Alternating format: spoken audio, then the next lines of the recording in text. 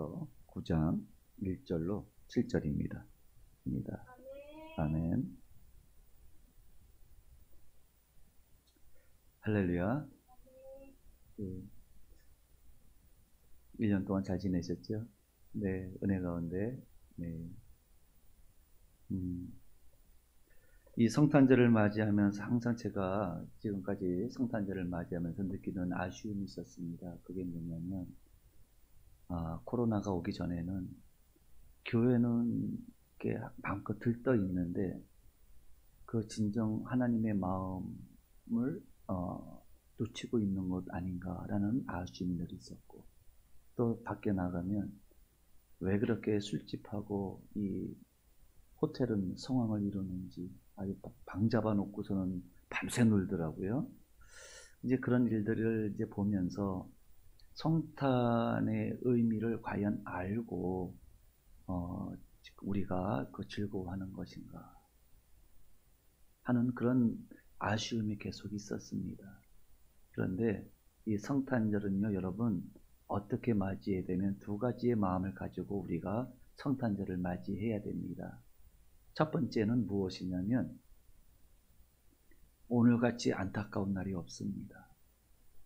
오늘은 진짜로 마음 아픈 날이에요. 여러분 한번 생각을 해보십시오. 하나님께서 그 아들을 죽이시려고 이 땅에 보내신 거잖아요. 그렇지 않습니까? 그러니까 아기가 태어났으면 우리는 기뻐하고 즐거워해야 되는데, 그 아기의 마지막이 가장 비참하게 십자가에서 달려서 가장 고통스럽게 죽어가는 것이 그 아기의 인생의 끝이라고 생각을 한다면, 여러분, 그 아이의 탄생을 우리가 마냥 즐거워만 하겠습니까? 욥이 그랬죠. 욥이 뭐라고 얘기를 했습니까? 그렇게 고통을 당할 때에 내가 태어나지 않았으면, 그날에 빛이 없었으면, 이런 탄식을 하잖아요. 당해보니까는 어려운 거예요. 당해보니까 태어난 게 후회되는 거예요. 그렇다고 해서 우리가 태어나는 것이 우리의 어떤 의지로 태어나는 것이 아니잖아요. 탄식밖에 할 수가 없는 거죠. 근데 예수님은 하나님에 의해서 계획적으로 이 땅에 보내주신 분 아니겠습니까? 근데 그 보내심이 우리의 죄로 인해서, 예수 그리스도의 죄가 아니라 바로 우리의 죄로 말미암아 다른 사람을 살리기 위해서, 죄인들을 살리기 위해서 거룩하신 영광 가운데 계셨던 그 아들을 우리 가운데 보내셔서 그렇게 고통을 당하게 하셨다는 그 사실을 생각하면, 오늘 이 성탄절을 하나님의 마음을 생각한다면 부모의 입장에서는 굉장히 가슴 아픈 날이죠.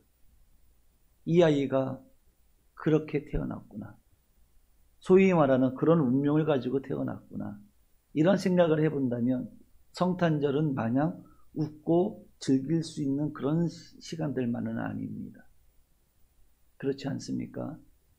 예수님께서는요, 우리를 살리시기 위해서 우리 가운데 오셨는데, 상징적으로 어디서 태어나셨어요? 구유에서 태어나셨습니다. 구유가 무엇입니까? 동물의 먹이통입니다. 상징적인 부분들인 거죠. 그것을 통해서 하나님께서는 우리에게 말씀하시는 거예요. 예수 그리스도는 우리에게 생명을 주시기 위해서 우리 가운데 오신 분이구나 라는 것을 우리에게 알려주고 계시는 거죠. 또 한 가지는 뭐냐면, 그렇다고 우리가 그러한 하나님의 마음을 알 때에 마냥 비통해하고만 있을 수는 없는 겁니다. 우리는 또한 비통하는 마음과 더불어서 감사와 기쁨의 마음으로 이 성탄절을 맞이해야 되는 것입니다. 왜냐하면 윈윈이라고 그러죠. 예수님은 고난을 통해서 우리를 대속해 주시고 부활하셨습니다. 할렐루야. 뿐만 아니라 그 예수 그리스도로 말미암아 우리의 모든 사망과 어둠의 권세가 꺾이고 우리는 이제 멸망의 자리에서, 사망의 음침한 자리에서 생명의 나라로 옮겨졌기 때문에 바로 그 날이 바로 어떤 날입니까? 성탄절입니다. 성육신입니다. 성육신의 날입니다. 할렐루야. 그래서 이 성탄절을 대하는 우리의 자세가 다시 한번 이 두 가지의 마음을 항상 견지해야 될 줄로 믿습니다. 그렇다면 이 성탄절을 아무 생각 없이 보내는 것이 아니겠죠. 사실 어제 그런 생각을 했습니다.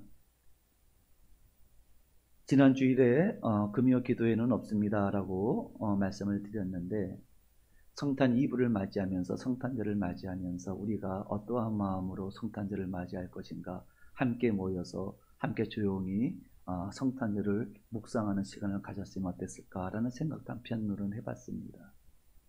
해보았고, 지금까지 저희들은 성탄절을, 예수 그리스도의 탄생을 감사하면서 여러 가지 활동들을 했지만, 저희 교회는 지금까지 어떻게 보내왔냐면, 성탄 이브날 그러한 마음으로 우리에게 예수 그리스도를 선물로 주신 하나님의 그 마음을 생각하면서, 또 우리가 조그만 선물을 준비해서 우리도 우리 이웃에게, 우리 형제 자매들에게 서로 선물을 나눠줌으로 말미암아 그렇게 위로와 소망의 시간을 가지고, 또 성탄의 의미가 무엇인지 조용히 묵상하며 기도하는 시간들을 계속 가져왔습니다.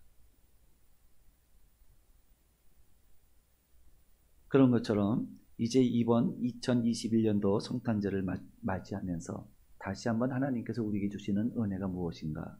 그것은 어둠을 비추는 생명의 빛이 우리에게 비춘 날이다. 할렐루야.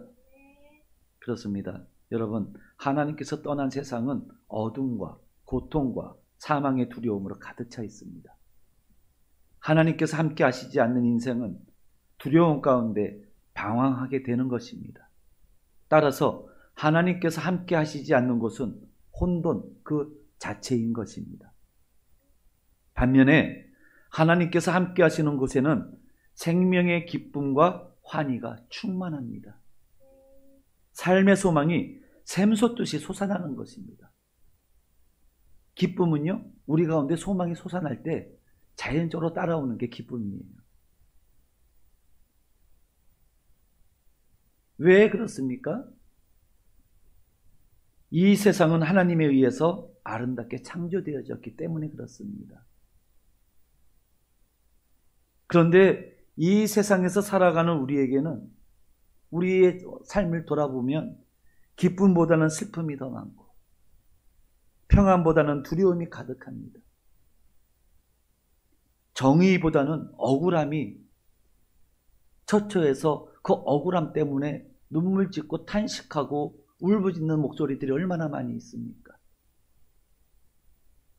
올바른 교훈보다는 편법이 보편화되어서 어디를 가든 거짓이 횡행하고 믿을 데가 없는 거예요. 즉, 진정한 가치 체계가 혼란스러워졌습니다. 당연히 이러한 상황 속에 있다 보니 이런 상황이 심화되면 어떤 상태로 빠지게 되죠? 아노미 상태로 빠지게 됩니다. 카오스죠. 카오스의 상태로 빠지게 되는 것입니다. 왜 이렇게 됐냐는 거예요. 우리의 삶이 왜 이렇게 됐습니까? 그것은 바로 죄로 인한 하나님과의 단절 때문에 그렇습니다. 이 사실을 기억하면서 우리는 성탄절을 맞이해야 될 줄로 믿습니다. 성탄의 의미는 죄로 인해서 하나님과의 단절이 이루어진 우리 가운데 성탄이 주는 의미가 무엇인지를 올바로 깨달을 수가 있기 때문에 그렇습니다. 그것은 바로 예수 그리스도로 인해서 우리를 구원하시기 위한 하나님의 놀라운 사랑이라는 것을 알게 되는 것입니다. 창세기 6장 3절에 이렇게 말씀하십니다. 여호와께서 이르시되 나의 영이 영원히 사람과 함께하지 아니하리니 이는 그들이 육신이 됨이라.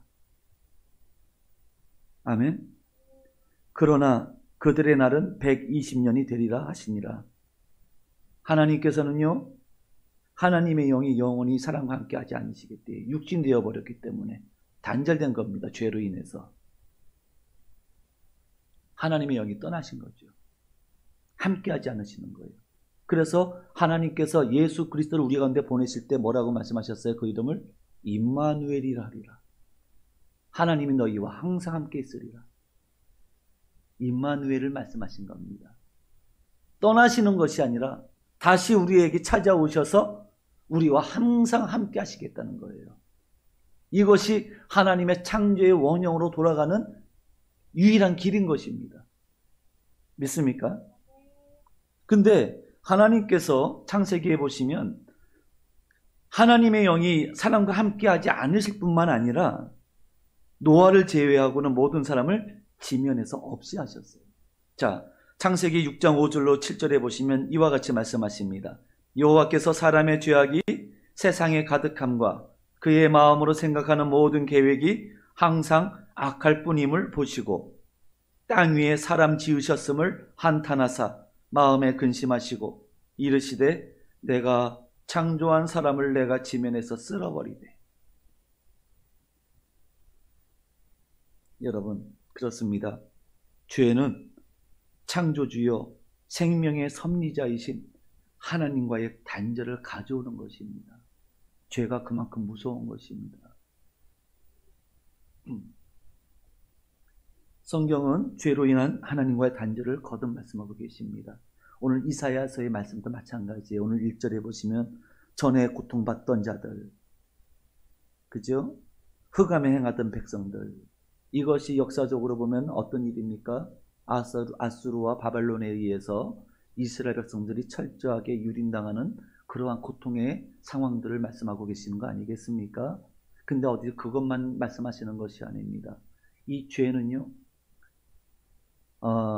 먼저 이스라엘 백성들이 이와 같이 아수르와 바벨론에 철저하게 유린당할 수밖에 없는 이유가 무엇이 어디에 있었습니까? 죄 때문에 그랬습니다.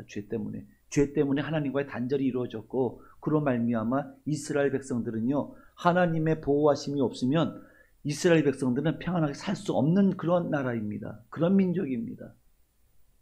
그런데 하나님과의 단절이 이루어졌으니 이 백성들은 광야에 버려진 어린아이와 같고 어린 생명과도 같은 그러한 존재로 전락해버리고 마른 거죠. 아무도 이스라엘 백성들을 지켜줄 자가 없는 것입니다. 그러하기에 아수르와 바벨론에 의해서 이스라엘 백성들은 철저하게 유린당하고 착취당하고 억압당했던 것입니다. 고통 중에서 살 수밖에 없었습니다. 탄식 가운데 살 수밖에 없었습니다. 어떤 것도 보장받지 못하는 그러한 상황 속에서 날마다 하루하루를 두려움 가운데 그렇게 피가 마르듯이 살 수밖에 없었던 것이 이스라엘 백성들의 그때 당시의 상황이었습니다. 무엇 때문에 그랬습니까? 이스라엘의 죄가 그렇게 만들었던 것입니다. 하나님이 그들을 버리신 것이 아니었습니다. 죄로 말미암아 하나님과의 관계가 틀어져 버렸던 겁니다.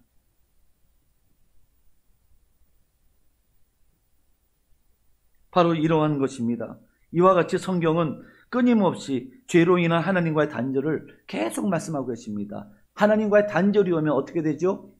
고통밖에 남는 것이 없습니다. 어둠 속에서 거할 수밖에 없습니다. 어둠은 굉장히 두려운 것입니다. 그런데 이와 같은 이스라엘의 상황 속에서 하나님께서는 죄로 인한 단절의 상태를 그냥 방치하지만은 않으셨다는 사실입니다. 하나님은 구원의 계획을 갖고 계셨던 겁니다. 할렐루야. 그것이 바로 하나님이신 하나님의 아들 예수 그리스도의 성육신인 것입니다. 이 예수 그리스도의 성육신 고난이 의미하는 게 무엇입니까? 왜 그것이 꼭 필요한 것입니까?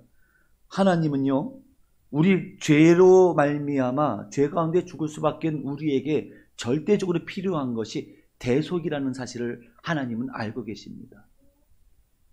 우리 스스로는 죄로 말미암아 멸망할 수밖에 없는 우리 스스로는 죄 가운데서 벗어날 길이 없습니다. 대속이 필요한 것입니다. 그래서 하나님께서는 독생자 예수님을 희생제물로 대속의 제물로 우리 가운데 보내신 것입니다. 그것이 성탄절입니다. 그래서 하나님께서는 성탄을 통해서 우리에게 두 가지 은혜를 베풀어 주시는 것입니다. 첫 번째가 무엇입니까? 말씀드린 것처럼 대속의 은혜인 것입니다. 이사야서 53장 5절로 7절을 보시면 그가 찔림은 우리의 허물 때문이요 그가 상함은 우리의 죄악 때문이라. 그가 징계를 받음으로 우리는 평화를 누리고 그가 채찍에 맞음으로 우리는 나음을 받았도다. 우리는 다 양 같아서 그릇 행하여 각기 제 길로 갔거늘 여호와께서는 우리 모두의 죄악을 그에게 담당시키셨도다. 믿습니까? 여호와께서는 우리 모두의 죄악을 그에게 담당시키셨도다. 그가 곤욕을 당하여 괴로울 때에도 그의 입을 열지 아니하였으며 마치 도수장으로 끌려가는 어린 양과 털 깎는 자 앞에서 잠잠한 양같이 그의 입을 열지 아니하였도다. 아멘. 대속의 은혜입니다. 말씀드렸죠. 아까 서두에 말씀드린 것처럼 예수 그리스도께서는 우리를 위해서 다 주려고 오신 분이십니다. 대속의 은혜가 아니면 우리는 죄와 사망의 그 영향력에서 벗어날 길이 없습니다.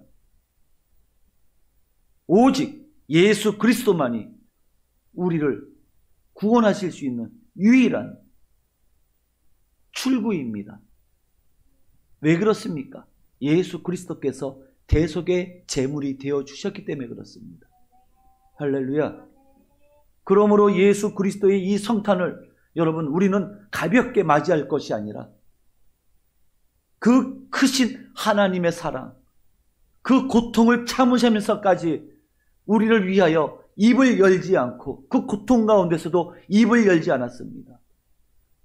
그 모함 가운데서도 예수님은 자기 자신을 변호하지 않으셨습니다. 그냥 묵묵히 감당하셨던 거예요.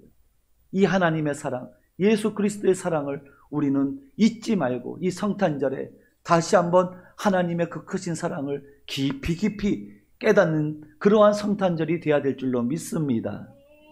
두 번째입니다. 성탄절에 주시는 하나님의 두 번째 은혜는 무엇입니까? 영생의 은혜입니다. 예수 그리스도께서는 그의 살과 피를 우리에게 주심으로 영생에 이르게 하는 생명의 양식이 되어 주셨습니다. 할렐루야. 그렇습니다. 여러분, 생명은 건강하고 아름다운 것입니다. 우리가 건강한 사람들을 보면은 막 힘이 나잖아요. 생명력이 넘치기 때문에 그래요, 여러분.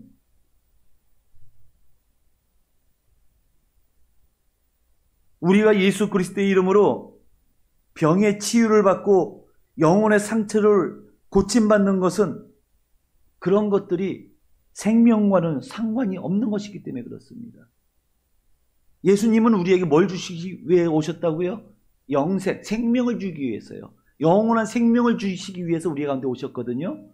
그렇기 때문에 예수님께서 우리에게 고침을 행하시는 것은 우리 안에서 생명이 생명되지 못하게 만드는 모든 것들을 어떻게 하세요? 심판하시고 소멸시키시는 거예요. 그렇기 때문에 치유가 일어나는 것입니다. 믿습니까? 영육의 치유가 일어나는 것이고 회복이 일어나는 것입니다. 그런 것들은 우리의 생명을 갉아먹는 것들입니다.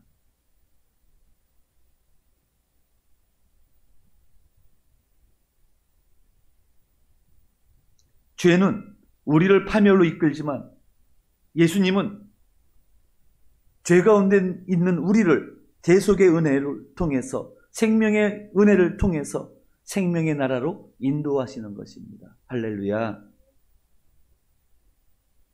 그렇기 때문에 죄의 위험한 상황에 빠지게 하는 온갖 미혹과 우리 안에 있는 탐욕을 제거해야 하는 것입니다. 하나님은요, 우리에게 생명을 주시기 위해서 예수님을 보내셨죠. 그럼 우리는 어떻게 살아야 돼요? 그 은혜를 받아 누려야 되잖아요. 그리고 하나님께서 우리에게 베풀어 주신 그 모든 은혜를 우리가 반응을 해야 되잖아요. 어떻게 반응한다고요? 모든 죄의 유혹을 물리쳐야 되는 것이죠. 뿐만 아니라 우리 안에 있는 탐욕을 내려놓아야 되는 것입니다. 이번 주 수요일 날 수요일의 문답 가운데 주기도문 이제 다 끝났어요. 이제 한 번 남았습니다. 유종의 미를 거두시기를 바랍니다. 예, 이번 주 말씀이 뭐였냐면 6번째 청원이에요. 그게 뭐냐면 우리를 시험에 들게 하지 마옵시고 다만 악에서 구하옵소서. 이것이 예수님께서 우리에게 하나님께 하라고 하신 가르쳐주신 기도예요. 제목이에요. 시험에 들게 하지 마옵시고 다만 악에서 구하옵소서. 이 시험이 어디에서 와요?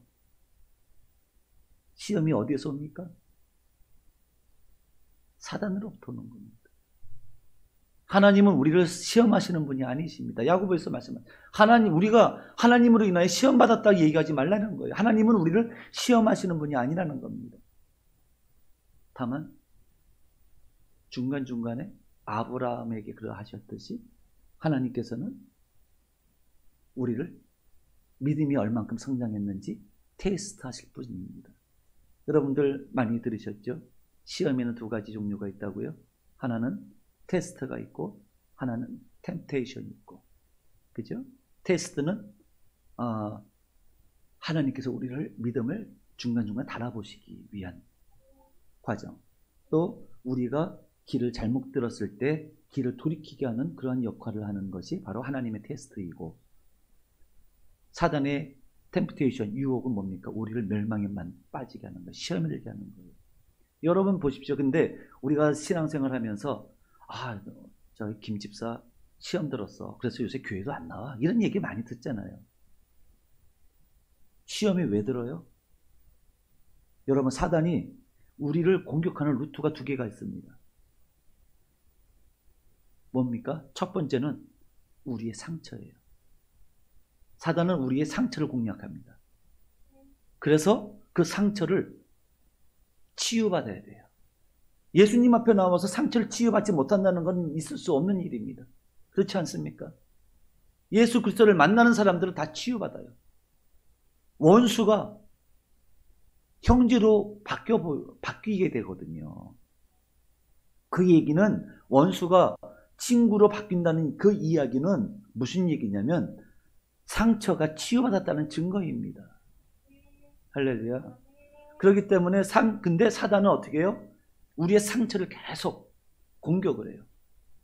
그래서 우리 안에서 어떻게 해서든지 우리 마음의 상처, 살아오면서 우리 영혼의 상처를 고침받아야 돼요.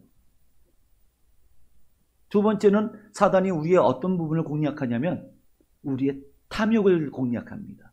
우리 안에 있는 욕심, 그걸 공격을 하는 거예요. 그러니까 사단은 우리 안에 있는 상처와 우리 안에 있는 본능적인 죄의 본성인 이 탐욕을, 이 2가지를 통해서 사단은 거의 다 그걸 역사하는 거예요. 거기에 거의 99%의 성도들이 다 거기서 넘어져요. 근데 상처가 치유받고 마음을 내려놓고, 그래서 자아가 중요한, 자아를 내려놓으라고 하는 것이 그만큼 중요하다는 이야기가 바로 거기에 있습니다. 자아는 뭐라고 말씀드렸죠? 육신에 충실합니다. 자아는 육신에 충실하다고 말씀드렸어요. 그렇기 때문에 이 자아를 내려놓고 이 탐욕을 내려놓아야 되는 것입니다. 그렇게 되면 사단이 우리를 틈탈 수가 없어요. 그리고 거기에 깨끗하게 비워진 상태에서 아무것도 없으면은 사단이 와서 자리 잡고 앉기 때문에 어떻게 해야 돼요? 그 깨끗하게 비워진 우리의 마음의 상태에서 하나님의 거룩함으로 채워야 되는 거죠. 하나님의 말씀으로 채우고 기도로 채우고 채워야 되는 거예요. 그것이 채워지지 않으면 어떻게 된다고요? 그것이 채워지지 않으면 사단이 또 틈타는 거예요. 비어있기 때문에, 공허하기 때문에. 그래서 여러분, 반드시 어떻게 된다고요? 상처와 탐욕을 우리는 해결해야 될 줄로 믿습니다. 뿐만 아니라 다만 악에서 구해달라는 이 기도를 통해서 사단은 우리를 이 환경을 통해서 우리를 공격하기도 합니다. 그런데 이 외부적으로 들어오는 사단의 공격은 걱정할 게 없습니다. 왜냐하면 하나님께서 허락하신 범위 안에서만 사단이 움직일 수가 있기 때문에 그렇습니다. 그렇기 때문에 여러분들이 살아가시면서 여러 가지 어려운 일을 만나시죠. 또 환경적 어려움을 만나실 때는 두려워하지 마십시오. 하나님의 뜻 안에 여러분들이 있습니다. 하나님의 보호하신 가운데 여러분들이 있습니다. 그렇기 때문에 여러분들이 환경을 두려워할 이유가 없습니다. 그 제한된 범위 안에서만 사단은 움직일 수가 있다는 이야기입니다. 욥을 보십시오. 생명을 건드리지 못합니다. 분명히 한계를 정하십니다. 하나님은요. 그리고 나서 어떻게 합니까? 끝까지 믿음을 지키고 하나님 보시는 거예요. 저 상황 속에서도 내 자녀가, 내 백성이 어떻게 반응한지를 보시는 거예요. 끝까지 믿음을 잃지 않고 인내하는 자는 하나님께서요, 가슴이 불타는 것, 때를 당겨주십니다. 반드시 회복시켜 주십니다. 할렐루야. 회복시켜 주시는데 갑절로 회복시켜 주시는 줄로 믿습니다. 갑절로 회복시켜 주십니다. 하나님께서 수고했다, 잘 참았다, 잘 인내했다, 잘 이겼다 하시면서 하나님께서는 갑절로 갚아주시는 줄로 믿습니다. 근데 그 갑절로 갚아주실 때 그 상처를 마무리 짓는 결정적인 게 하나가 있습니다. 그게 뭡니까? 뭐라고 말씀드렸죠? 용서입니다. 용서는요, 내가 새로운 삶을 향해 나아가는 마지막 퍼즐이라고 하는 퍼즐입니다. 그것이 용서가 되지 않으면 안 돼요. 용서가 되지 않으면 가나안 땅에서 일곱 족속을 완전히 멸하라고 말씀하셨는데 남겨두잖아요. 결국은 그것이 올무가 돼서 나중에 그것 때문에 엎어져요. 용서는 굉장히 중요합니다. 욥 보십시오. 욥에게 가장 큰 원수가 누구였습니까? 인간적으로 보면 새 친구예요. 힘들고 어려울 때 와가지고 끊임없이 정죄하잖아요. 끊임없이 판단하잖아요. 힘들어 죽겠는데 위로는 고사하고 가만히만 있어도 괜찮겠어요. 근데 거기 앞에서 끊임없이 자기 잘났다고, 끊임없이 자기가 알고 있는 하나님에 대한 지식을 가지고 끊임없이 난도질하잖아요. 그렇지 않아도 죽을 것 같은 욥인데. 그러고 보면 욥이 그 새 친구가 어떻게 했어요? 친구가 아니에요. 이거 왼수죠.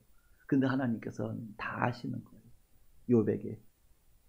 또 그 친구들에게 말씀하시잖아요. 욥이 너희를 위하여 제단을 쌓으면 내가 너희들을 용서하리라. 이렇게 말씀하시잖아요. 욥의 용서가 필요했던 거예요. 옛날에 미량이라는 영화도 보신 것처럼 하나님께 용서받았다고 사람에게 지은 죄를 난 그건 이제 다 끝났어. 이러면 안 되는 거예요. 용서는요, 먼저 사람한테 구해야 되는 거예요. 하나님 앞에 구하기 전에 먼저 사람한테 해야 되는 거예요. 그러니까 이 새 친구가 욥에게 와서 용서를 구할 때 욥이 어떻게 해요? 용서받아요. 근데 그 용서가 욥이 새롭게 부활하는 마지막 행위였던 겁니다.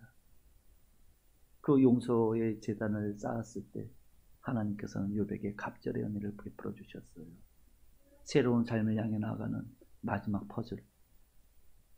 무엇입니까? 마지막 디딤돌이 무엇입니까? 용서입니다.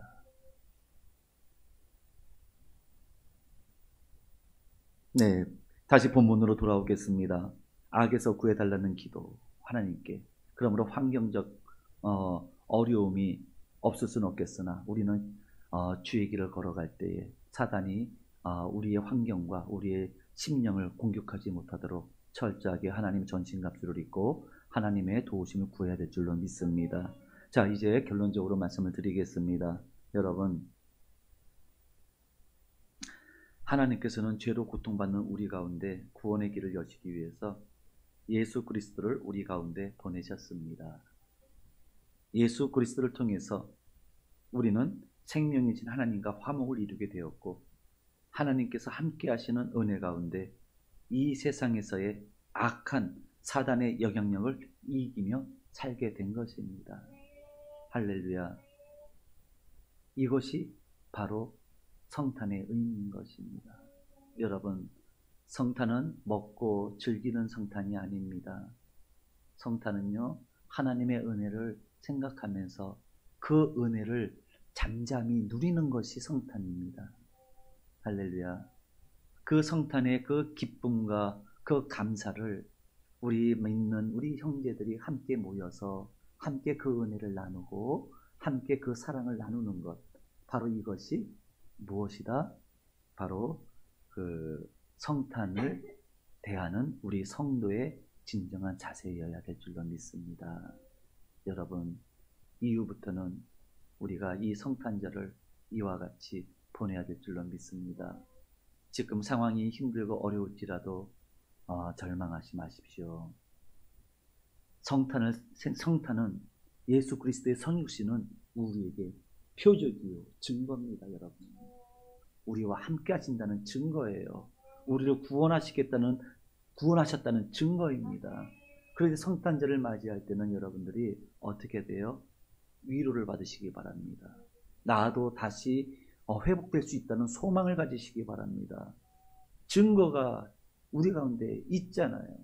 할렐루야. 그러므로 여러분, 이 성탄절을 맞이할 때 여러분, 이 2021년도의 성탄절은 여러분들에게 위로와 소망으로 일어나는 그러한 성탄절이 될 줄로 믿습니다. 반드시 그렇게 될 것입니다.